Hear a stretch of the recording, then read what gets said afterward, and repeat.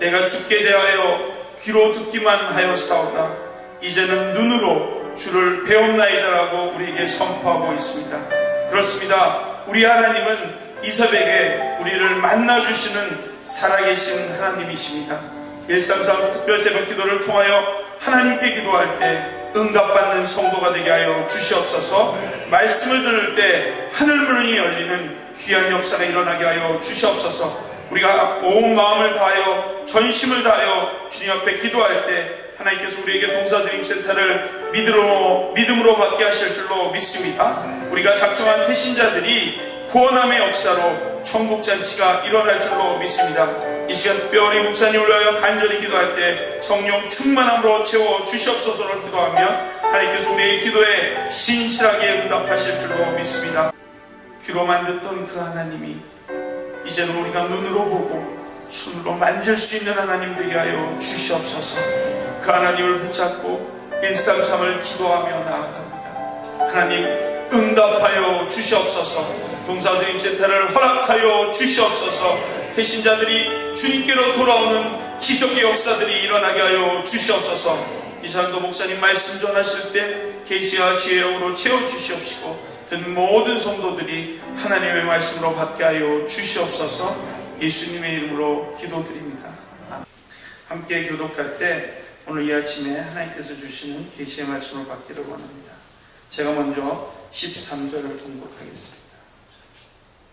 우리는 앞서 배를 타고 아소에서 바울을 태우려고 그리로 가니 이는 바울이 걸어서 가고자 하여 그렇게 정하여 준 것이다.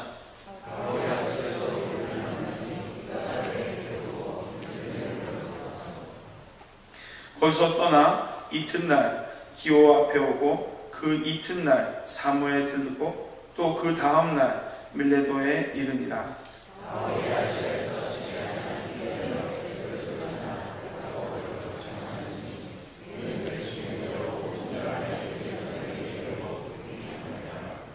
바울이 밀레도에서 사람을 에베소로 보내어 교회 장로들을 청하니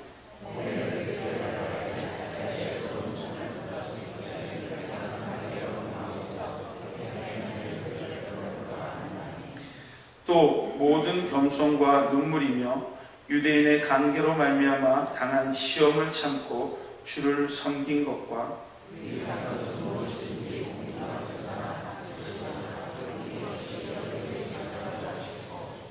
유대인과 헬라인에게 하나님께 대한 회개와 우리 주 예수 그리스도께 대한 믿음을 증언한 것이다.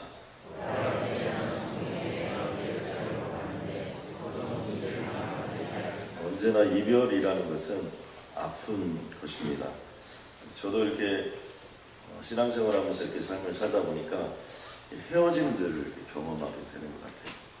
그런데 이제 헤어짐에도 보면 정말 가슴 저리게 오랫동안 기억에 남는 헤어짐들이 아마 우리들에게도 있을 것입니다.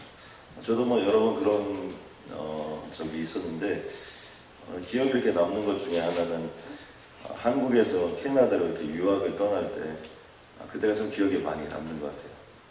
나라를 떠나고 이렇게 유학 생활을 한다는 것이 그 당시에 그렇게 뭐 많이 있었던 부분들은 아니었는데 그때 유학을 떠나면서 제가 광주라는 곳에서 이렇게 교회를 섬기고 있었는데 그때 그 교회에서 환송회라는 걸 다 해주고 그때 지금은 이제 인천공항이지만 그 당시에는 김포공항입니다.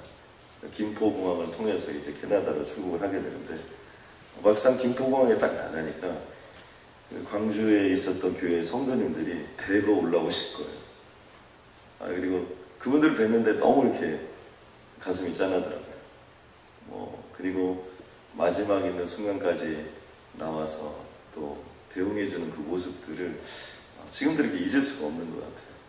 그 먼 곳까지 올라와서 그때 당시에 제가 애송이였는데 아무것도 아니었는데 저를 배웅해주러 그 많은 분들이 오셔서 이렇게 해줬다는 것이 참 오랫동안 이렇게 저의 가슴속에 남아 있습니다. 또 한 번 그런 것은 제가 이제 캐나다에서 미국의 이 남가주 사랑의교회로 올 때도 정말 그때는 거의 전 교인들이었던 것 같아요. 마지막 그 인사를 하고 큰 홀이 있었는데 거기서 이렇게 목사님께서 이렇게 악수례를 할 수 있도록 해주셨어요. 그래서 한 분 한 분 이렇게 뵈면서 이렇게 오는데 정말 눈물을 얼마나 많이 흘렸는지 제 평생에 이렇게 눈물을 많이 흘린 적이 없었던 것 같아요. 한 분 한 분 정말 가슴을 껴안고 부둥켜 안고 이렇게 그렇게 하고 이렇게 미국에 오게 되는데 지금도 이렇게 그분들을 생각하면 가슴이 짠하고 또 그리고 늘 보고 싶고 그런 마음이 저에게 있는 것 같습니다. 오늘 본문 가운데 등장하는 사도 바울도 아쉬운 이별의 시간이 오고 있습니다. 사도 바울은 대개는 길어야 한 3주 또는 한 달 정도 이렇게 머무르게 되었고요. 대부분의 곳들은 일주일 이렇게 워낙 이 유럽이라는 지역이 넓기 때문에 이동거리가 있고 그래서 오랫동안 머무를 수가 사실 없었습니다. 그런데 장기적으로 좀 머물렀던 곳을 보면 고린도에서 한 1년 6개월 정도 이렇게 머무르고 있었고요. 또 그리고 그가 지금 현재 여기에 등장하고 있는 에베소라는 곳에서 한 3년 정도의 시간을 이렇게 보냈습니다. 어떻게 보면 사도 바울의 1차, 2차, 3차 전도여행 중에 가장 장기적으로 보낸 곳이 바로 에베소입니다.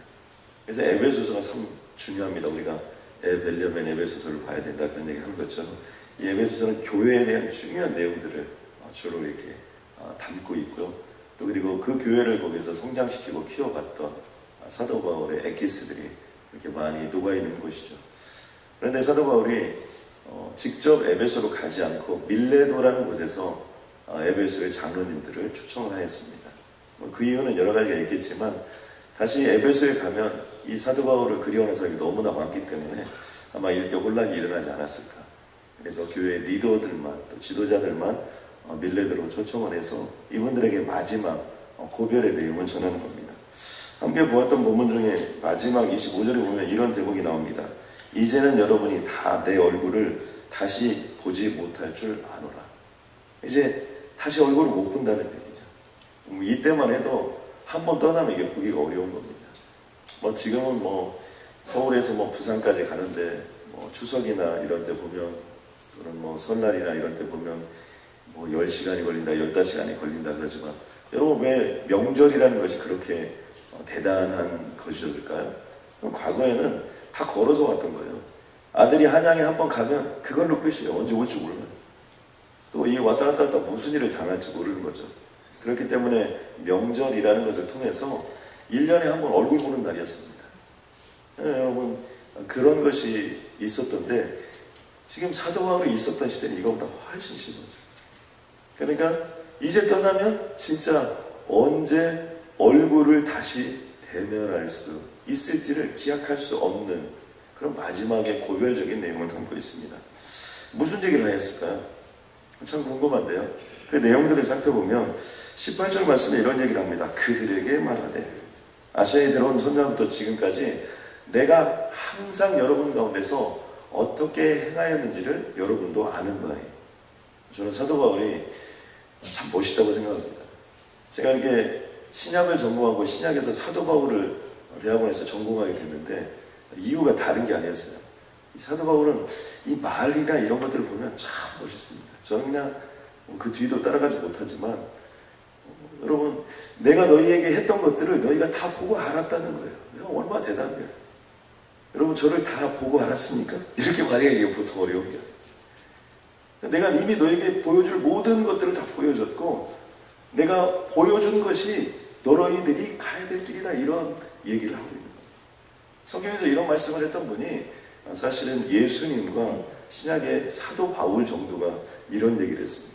사실은 그 누구도 나를 본받으라 이런 얘기를 하기가 참 어려운데 바로 사도 바울이 그런 모습입니다. 그러면서 몇 가지 단어들을 예로 들고 있습니다.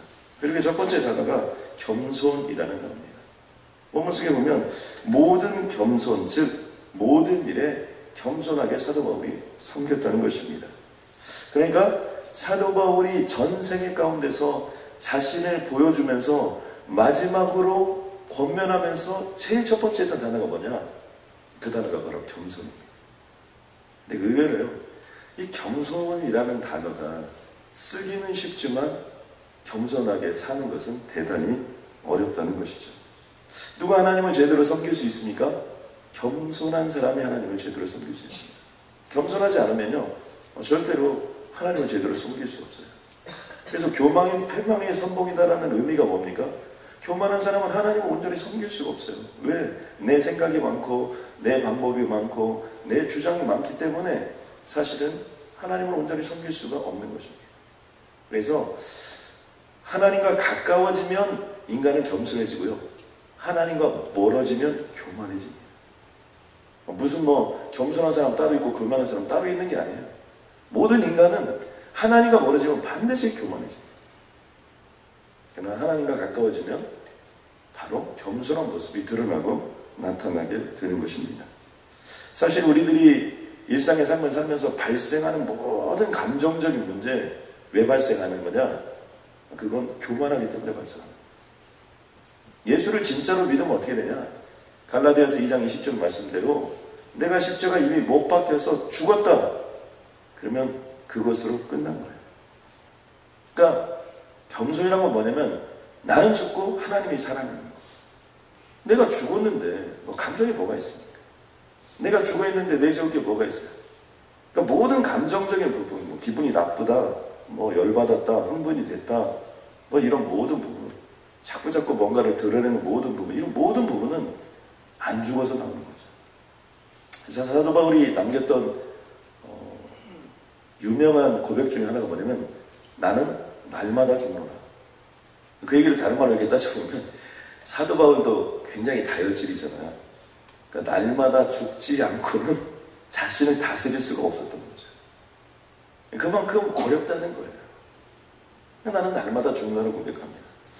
에베소서 3장 8절 보니까 사도 바울의 이 겸손한 모습이 잘 등장하는데요, 모든 성도 중에 지극히 작은 자보다 더 작은 나에게 하나님의 은혜를 주었다.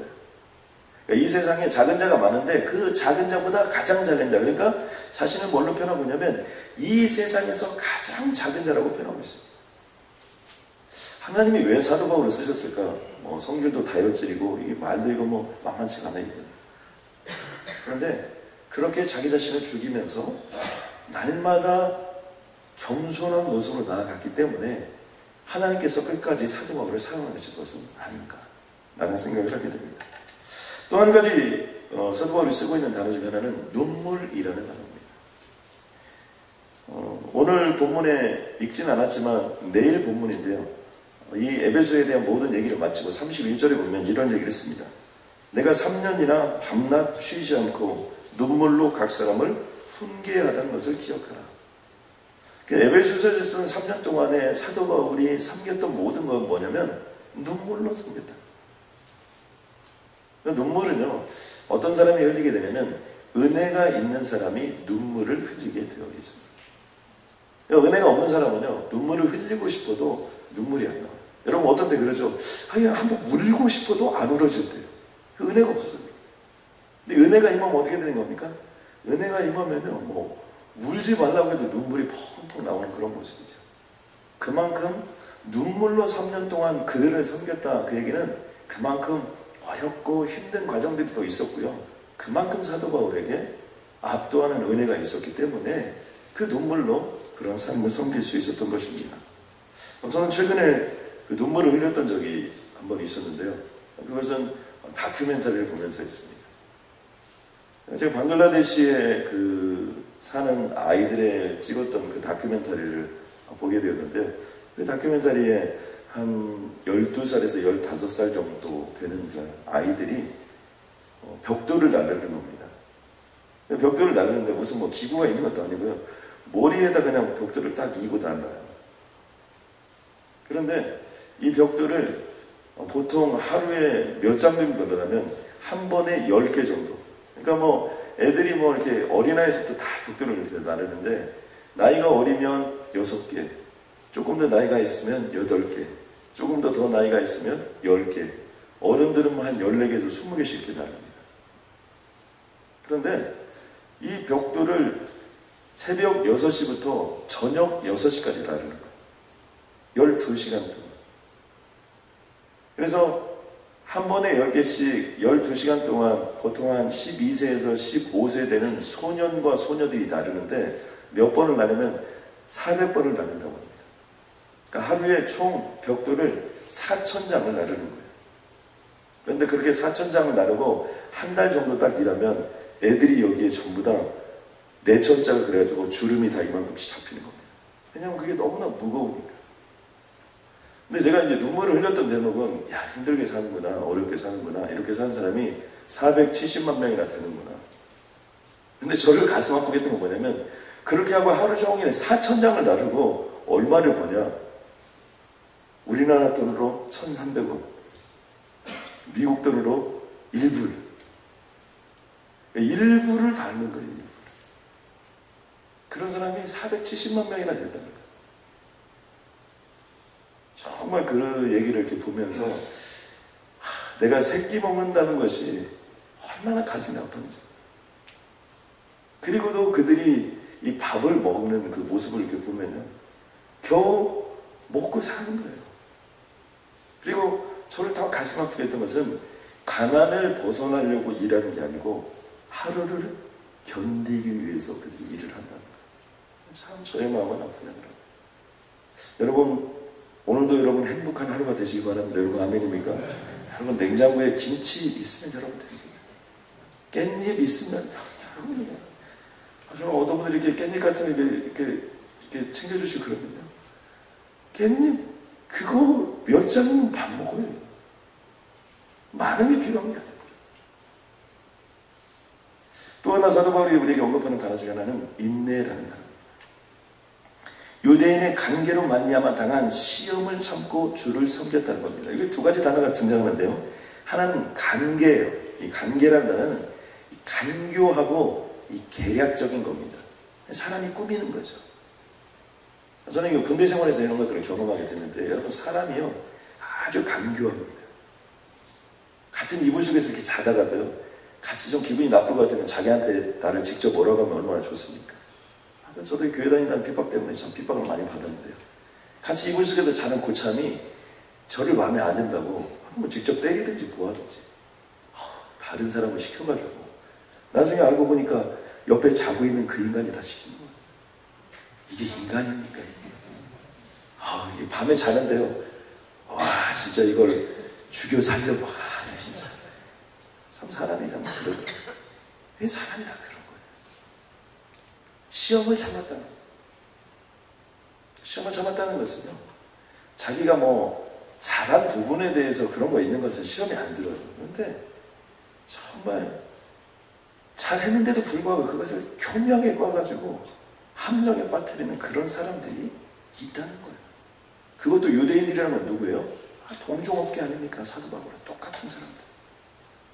그러니까 우리를 힘들게 하는 사람들은 여러분 오바마 대통령이나 이명박 대통령이 막 리비아의 카다피가 석유 때문에 좀 우리를 속을 새기지만 그 사람들 때문에 우리 힘든 게 아니에요. 늘 같이 있는 사람들이 우리를 어렵게 할 수 있어요. 그런 시험이 있었다는 거예요. 그런데 어떻게 했습니까? 그것을 참았다는 거예요. 그래서 로마서의 말씀을 보면 환난 중에도 즐거워하니 환난을 즐거워하라는 거예요. 이유가 뭐예요? 환난은 인내는 연단은 소망을 만든다. 인내가 결국 만드는 게 뭐예요? 참고 견디는 것이 소망을 만들어낸다는 거예요. 여러분 주님 오실 때까지 참고 견디는 귀한 분들이 되시길 주님의 이름으로 간절히 소원합니다. 여러분 남은 자가요 승리하는 거예요. 끝까지 남아서 웃을 수 있는 여러분이 되시길 주님의 이름으로 간절히 소원합니다. 또 하나의 단어는 용기라는 단어입니다. 유익한 것은 무엇인지 공중 앞에서나 각 집에서나 꺼리낌 없이 여러분에게 전하였다는 거예요. 이게 사도 바울의 가장 단호한 모습입니다. 하나님의 복음을 선포되는 상황이 딱 오면 사도 바울은 그것이 뭐 총독의 앞에든지 아니면 로마인들의 앞에든지 아니면 노예들의 앞에든지 아니면 그게 유대인들의 앞에든지 그게 공회로 모였든 어디 모였든 아무런 상관이 없습니다.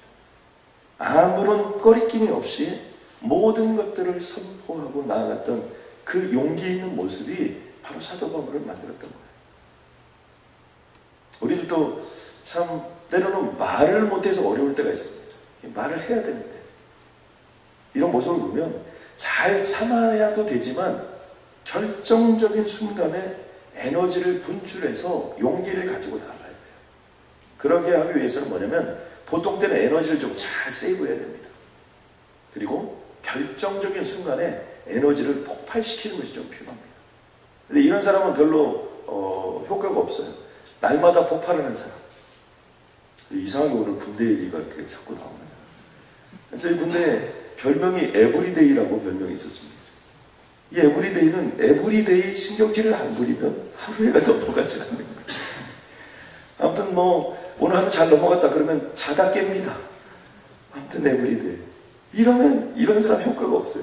에브리데이 나타났다 그러면 하면 다 도망가요. 그 사람의 신경질은 보통이 아닙니다. 이런 거 효과가 없습니다. 사도 바울은 보통 때는 참고 견디는 거죠. 결정적인 순간이 없어야 돼요. 그 순간에 에너지를 집중해서 정말 하나님의 복음을 전하는 삶을 살았다는 겁니다. 이렇게 겸손과 눈물과 인내와 용기를 가지고 사도 바울이 두 가지를 선포했습니다. 다섯 번째 단어는 회개라는 단어입니다. 유대인과 헬라인들에게 하나님께 대한 회개를 시켰는데요. 이 회개는 뭡니까? 돌아서는 겁니다. 그러니까 회개는 이런 것이 아니에요. 뉘우치는 것이 회개가 아닙니다. 내가 그것을 잘못했어. 이건 회개예요. 10%밖에 해당 안 되는 거예요. 회개는 그것으로부터 완전히 돌이키는 겁니다. 회개는 완전히 잘라내는 거예요. 행동으로 완전히 보여진 겁니다. 그리고 그 길로 다시 가지 않는 것이 바로 회개예요.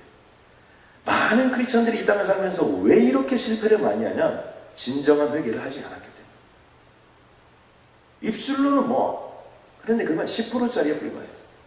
그래서 신학자들은 이런 얘기를 합니다. 어설픈 회개가 기독교인을 다 죽여버리더라고요. 그냥 미안합니다. 하나님 잘못했어요. 이 어설픈 회개가 이 크리스천들을 다 죽여버린다는 거죠. 왜요? 정말 돌이킴이 없고 정말 뼈에 사무친 것이 없다는 거죠. 그렇기 때문에 그 행동을 계속해서 반복하며 평생 동안 살아가는 시지프스의 신화처럼 그저 바위덩어리 꼭대기에 올려놓고 또 떨어지면 또 올리고 죽었다고 하나님의 영광의 복음을 전하고 하나님의 영광을 향하여 나아가야 되는 이것이 그런 일에 인간 에너지를 쓰는 것이 아니라 날마다 잘못했어요 또 잘못했어요 또 잘못했어요 또 이러다 죽는다는 거예요. 여기서 사도 바울이 말하는 회개는 무엇입니까? 돌이키는 겁니다. 완전히 털어나오고 해서 360도가 아니라 720도 1080도까지 완전히 변화되는 것을 얘기하는 겁니다. 마지막 여섯 번째 단어는 무엇이냐면 믿음이라는 단어입니다. 사도 바울이 전하는 핵심적인 단어는 우리 주 예수 그리스도께 대한 믿음입니다. 여기서 믿음이라는 단어가 중요한데요. 누구에 대한 믿음이냐면 사도 바울은 철저하게 복음입니다. 그 복음의 핵심은 누굽니까? 예수 그리스도. 우리 주입니다. 나의 주인이라는 거예요. 사랑하는 성도 여러분, 예수님이 나의 주인이 되시길 주님을 간절히 소원합니다. 그리고 어떻게 씁니까? 예수 그리스도, 예수라는 말도 구원자라는 말이고요. 그리스도라는 말도 구원자라는 말입니다. 주님이 나의 구원자라는 거예요. 주님이 나의 주인이라는 거예요. 주님이 내 인생의 결론이라는 거예요. 예수님만으로 충분하다는 거예요. 바로 그게 절대적인 믿음의 고백입니다. 욥기에 보면요, 욥이 마지막 자기 자신을 회개하는 대목이 등장합니다. 오늘 제가 말씀을 이렇게 준비해 보니까 이종민 목사님 오늘 기도를 하면서 이 말씀을 선포하는데 깜짝 놀랐어요. 욥기 42장 5절에 보면 내가 주께 대하여 귀로 듣기만 하였사오나 이제는 눈으로 주를 배움나이다. 우리 여기까지는 잘하는데 그 다음 대목이 굉장히 중요합니다. 그러므로 내가 스스로 거두어 드리고 티끌과 제 가운데 회개하느니라. 이 티끌과 죄라는 것은 뭐냐면 아주 큰일이 났을 때, 남편이 죽었을 때 티끌과 재를 뒤집어 쓰면서, 국가에 무슨 큰 전쟁이 일어났을 때 회개의 기도를 올려드릴 때 티끌과 재를 뒤집어 쓰고 그들이 회개의 기도를 올려드렸습니다. 그런데 지금 욥이 한평생의 삶을 살고 그 고난과 모든 핍박을 다 지난 뒤에 내가 이제 눈으로, 귀로 듣기만 했던 주님을 눈으로 만지게 되었다는 거예요. 보게 되었다는 거예요. 깨닫게 되었다는 거죠. 그리고 나서 하는 일이 뭐냐면 회개였습니다. 왜 회개를 했습니까? 하나님은 절대 주권자라는 것을 욥이 인정을 한 겁니다. 믿음은 뭡니까? 하나님이 절대 주권자임을 인정하는 거예요. 욥의 세 친구들이나 또 그리고 욥의 친구가 그를 끊임없이 어렵게 했습니다. 그때 욥도 그런 생각을 했을 거예요. 왜 나 같은 사람에게 고난을 주었을까? 근데 욥이 나중에 마지막으로 고백하는 회개는 뭡니까? 하나님은 절대 주권을 가졌기 때문에 이 세상에 나를 존재하게 하신 것만으로도 충분하다는 거예요. 그 하나님이 나에게 축복을 주시는지 나에게 저주를 주시는지 그건 주님이 하시는 일이라는 거예요. 축복을 주셔도 감사하고 저주를 주셔도 나는 감사하다는 거예요. 토기장의 비유가 여기서 나오는 거예요. 믿음은 무엇입니까? 여러분, 믿음은 주님이 우리를 이 세상에 보내준 것만으로도 여러분 감사하시길 주님의 이름으로 간절히 소원합니다. 여러분, 우리를 방글라데시에 태어났다고 여러분 생각해 보세요. 저는 하나님께 얼마나 감사했는지 몰라요. 방글라데시에 안 태어나서 그런 게 아니라 그렇게 한평생 15살이면 결혼을 해요. 참 비참합니다. 그렇게 한평생을 그렇게 살아가는 사람들이 있더라고요. 하나님께요, 믿음이란 건 뭡니까? 내가 축복을 받고 역사가 일어나도 감사할 수 있는 믿음이에요. 또 그럼에도 불구하고 아무것도 할 수 없다라고 생각하고 또 나에게 핍박이 오고 어려움이 와도 주님이 주시고 주님이 함께 할 것이기 때문에 그것을 믿고 함께 가는 것이 믿음인 것입니다. 그래서 히브리서 11장 40절에 보면 이는 하나님이 우리를 위하여 더 좋은 것을 예비하셨은지, 아멘입니까? 더 좋은 것을 우리를 예비했다. 우리가 아니면 그들로 온전함을 이루지 못하게 하려 합니다. 더 좋은 것을 예비하신 하나님께서 우리를 통하여 그 일을 하게 하시겠다.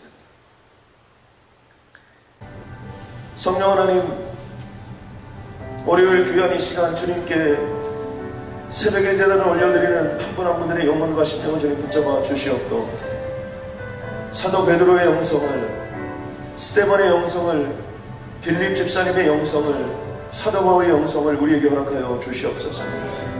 하나님, 나를 통하여, 우리들의 입술을 통하여, 우리들의 삶을 통하여 하나님 겸손과 눈물과 인내와 아버지 앞에 드려지는 용기 있는 결단의 삶의 모습을 통하여 정말 회개의 역사가 날마다 내가 있는 자리에서 일어나고 날마다 예수 믿는 믿음의 역사들이 일어날 수 있도록 이번 한 주간 우리를 지켜주시고 보호하여 주옵소서. 기적 같은 한 주간 되게 하여 주시고 간증하는 한 주간 되게 하여 주옵소서. 예수님의 이름으로 기도드렸습니다.